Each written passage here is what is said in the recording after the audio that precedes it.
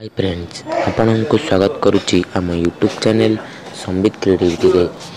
एबे आउ एक अपडेट आसी पहुंची। दिन को दिन युक्त 2 परीक्षा पिलांकर द्वंद्व बढ़ी चलती कि परीक्षा हे कि हे ना। या मध्य गोटे गोटे अपडेट आम पाखे आसी पहुँचुची। अपडेट होची 30 मिनट रे हो पारे गोटे सब्जेक्टर परीक्षा। एने आपको संपूर्ण डिटेल्स देबू विथ प्रूफ। कारण प्रूफ नदेले आपण मैंने बहुत सारा कमेंट कर फेक न्यूज बनाऊँ, फेक वीडियो बनाऊँ।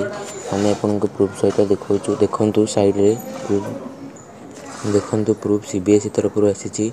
प्रति विषय 30 मिनट रे हो पारे परीक्षा। कोरोना संक्रमण को कम करने सहित द्वादश परीक्षा किभली हो पार से नहीं केंद्र शिक्षा मंत्री बोर्ड पक्षर विभिन्न प्रकार ब्लूप्रिंट प्रस्तुत कर द्वादश परीक्षार प्रति विषय प्रति मात्र 30 मिनट देवाक बोर्ड योजना करुच्ची। परीक्षार केवल संक्षिप्त उत्तरमूलक आंटीबायोटिक प्रश्न करने को योजना कर स्वल्प समय मध्य छात्र छात्री किभली परीक्षा शेष करने को घर जी से समस्त योजना कर।